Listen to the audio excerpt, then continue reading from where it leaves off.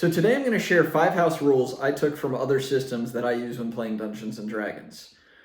I know these might not be for everybody. I would love to hear people's thoughts below, but I'm sure you'll agree some of these rules might be interesting to try.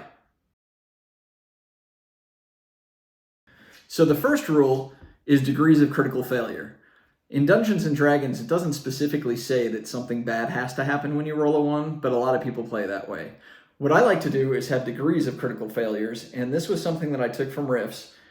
Basically, when you roll a 1, the DM will ask you to re-roll. So for example, if you're in combat and you're shooting a bow and you roll a 1, the DM would ask you to roll again. If you roll a 20 or a 19, maybe they just make some comment about how you shoot the ceiling or miss really bad. If you roll a 1, but then you roll a 1 again, for example, what might happen is your bowstring might snap. And before you can use that weapon again, you have to get it fixed.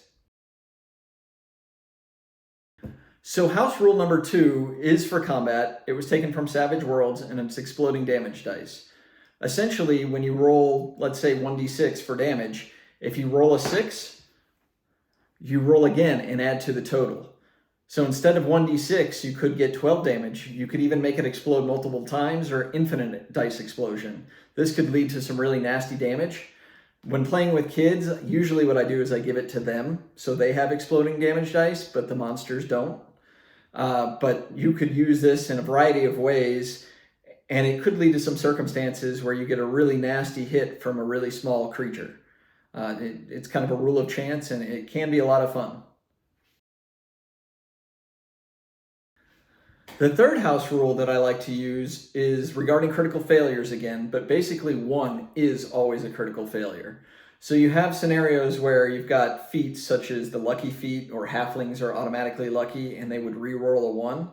What I like to do instead is have them re-roll on a 2 or a 3 and reserve 1 for always being a critical failure. It just adds more interest to the game. Everybody kind of gets excited when somebody rolls a 1 just to kind of see what happens. I like to keep that going. So to not take away from the lucky feat or from the abilities of one of my favorite classes, the halfling, what I do is allow them to re-roll on a 2 or 3.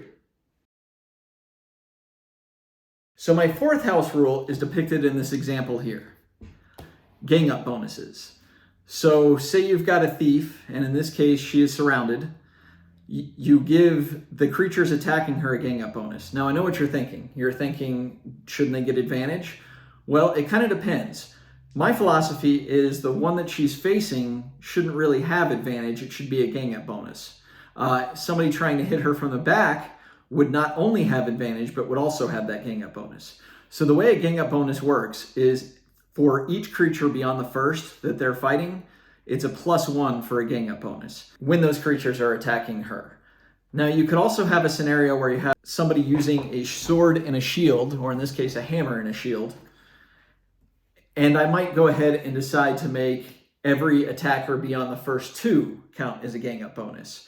Likewise with the thief, if it's dual wielding, same thing might apply, but the point is if they're surrounded, they have major negatives, or the more accurate statement is the attackers have major positives. This is a rule that I usually incorporate without even thinking about it, just because I'm so used to it. This rule did come from Savage Worlds. It's particularly useful with a large group of goblins, especially if you're playing on a hex map, you could be totally surrounded. It also does apply to the playing characters as well, so there is benefit to surrounding a monster or a boss. My fifth rule is what actually inspired this video. I saw something on the web the other day where they were discussing what your rules are for a critical strike. My rules are pretty standard, so I'm going to share those, and this is probably nothing new to anybody. But basically, when you roll a crit, a natural 20, you take the maximum damage. So if it was 1d6 plus 4, you would take 10 and then add a 1d6. Now, in my case, I would also combine that with the second rule I mentioned, and I have the dice explode, so 10 plus 6 exploding. So again, these are 5 house rules I use inspired by other systems that I like to play, mostly Savage Worlds and Palladium systems, the 2 that I did in the previous video. Would love to hear what kind of house rules you guys use. Would love to hear your thoughts on these house rules and how you think they might affect the Dungeons and Dragons balance within the game. Additionally, we'll be having a video making a character in Pathfinder 2e soon. I am going to have Hemish here